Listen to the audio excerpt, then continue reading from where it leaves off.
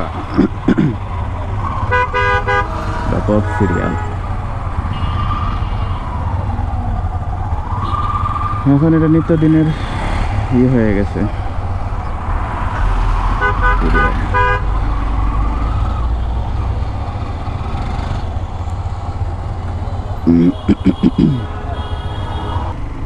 আর বাংলাদেশের যে সংকট দেখা দিয়েছে ফুয়েলের, ঢাকার অবস্থা তো আরও ভয়াবহ।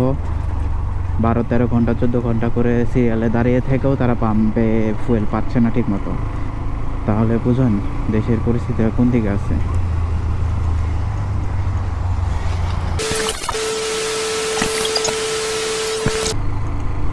আসসালামু আলাইকুম এভরিওয়ান, আশা করি সবাই ভালো আছেন। আল্লাহর রহমতে আমিও ভালো আছি। অনেক দিন পর আসলে ভিডিও করতেছি। আজকের ভিডিওটা শুধু একটা বিষয় নিয়ে কথা বলবো, সেটা হচ্ছে ফুয়েল কার্ড নিয়ে। আপনারা তো সকলেই জানেন দেশের ফুয়েলের যে পরিস্থিতি, যে অবস্থা, তাতে সরকার যে সিস্টেমটা বের করছে, আমি জানি না এটা ফলাফল ভালো হবে নাকি খারাপ হবে, এখনও বলা যাচ্ছে না। 18 তারিখের পর থেকে বোঝা যাবে আসলে জিনিসটা কতটা কার্যকরী।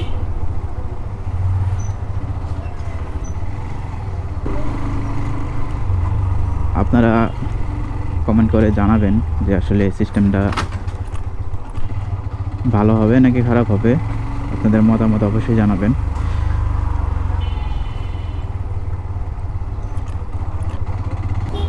আচ্ছা, বেসিক্যালি আমরা যে সমস্যাটা পড়তেছি, এই সমস্যার মেইন কারণটাই হচ্ছে আমরা নিজেরাই তৈরি করতেছি। যেমন আমাদের বাইকের মানে ফুয়েল নিয়ে যে ঝামেলাটা হচ্ছে, সেটা হচ্ছে আমাদের এখন যাদের বাইকে ফুয়েল প্রয়োজন তারাও যাচ্ছি, আবার যাদের বাইকে ফুয়েল আছে 4-5 লিটার করে আছে তারাও যাচ্ছে হচ্ছে আপনার ফুয়েল নিতে। আর এই কারণে হচ্ছে এখন এই সমস্যাটা বেশি হচ্ছে, সিরিয়াল বেশি হচ্ছে, প্লাস হচ্ছে জ্যামজট লেগেই আছে। এখন আমরা যে নর্মালি 500 টাকা করে ফুয়েল ভরতেছি পাম্পে যেয়ে, এখন 500 টাকার ফুয়েল আমরা কয় লিটার ফুয়েল পাচ্ছি? 2 লিটার, 2.5 লিটার, 2.5 লিটার মতো ফুয়েল পাচ্ছি। তাহলে 2.5 লিটার ফুয়েল দিয়ে তো আমরা আসলে কত কত কিলো আর চালানো যায়। আর যদি সবাইকে ফুল ট্যাঙ্ক করে দেওয়া হইতো, মানে তাহলে কিন্তু নর্মালি সে আর মোটামুটি 15-20 দিনে আর তাকে পাম্পের দিকে যাওয়া লাগতো না। এই কারণে হচ্ছে আরও বেশি ঝামেলা হচ্ছে। এই যে 500 টাকা 300 টাকা করে ফুয়েল দেওয়া হচ্ছে, আর সবাই হচ্ছে গিয়ে মানে 500 টাকা নিয়ে আবার ঘুরে সিরিয়ালে দাঁড়াচ্ছে, যার কারণে হচ্ছে গিয়ে পাম্পের সিরিয়াল কখনো শেষ হচ্ছে না, আর এই জনদুর্ভোগও শেষ হচ্ছে না।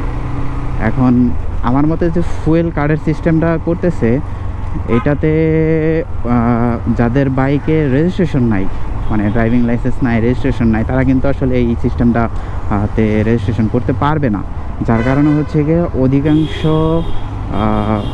বাইক রেজিস্ট্রেশনের আওতাভুক্ত হবে না।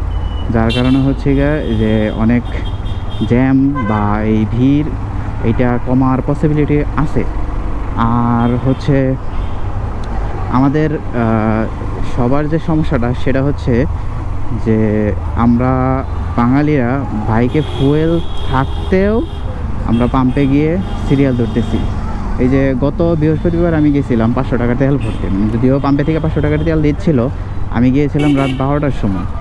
আমি 12টার সময় গিয়ে আমি ব্যাগ ফুয়েল ভরে বাসায় গিয়েছি 3টায়। তাহলে বুঝেন ওইখানের অবস্থাটা কীরকম ছিল। এখন নর্মালি আমার এই এক্সট্রিম বাইকের একজন ইউজার, তার বাইকে আমি দেখলাম 4 দাগ তেল আছে। 4 দাগ তেল মানে তার বাইকে মিনিমাম হাফ ট্যাঙ্কির উপরে হচ্ছে ফুয়েল আছে।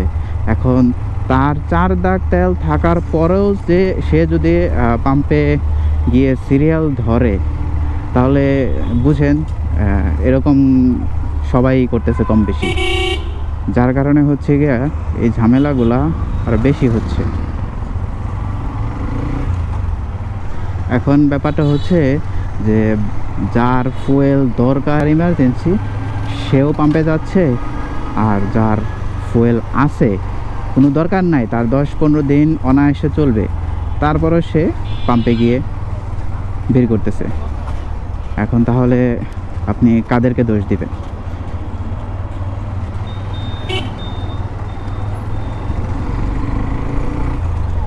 আমার হচ্ছে আমি 500 টাকার তেল ভরছিলাম, এখন এটা দিয়ে আমি চলতেছি। এখন মনে হয় 1 লিটারের মতো আছে, 1-1.5 লিটারের মতো আছে।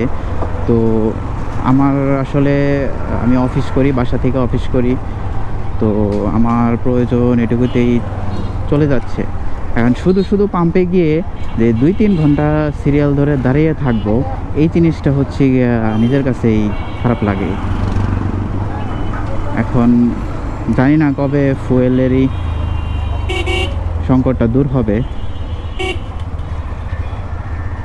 কারণ বহির্বিশ্বে তো যুদ্ধ পরিস্থিতি খুব একটা ভালো না, যার কারণে সমস্যাটা আরও প্রকোপ আকারে ধারণ করছে। তো আপনাদের সকলের কী মতামত আপনারা কমেন্ট বক্সে অবশ্যই জানাবেন। আর আমার চ্যানেলটিতে নতুন হয়ে থাকলে অবশ্যই লাইক, কমেন্ট অ্যান্ড সাবস্ক্রাইব করে পরিবারের সদস্য হয়ে যাবেন।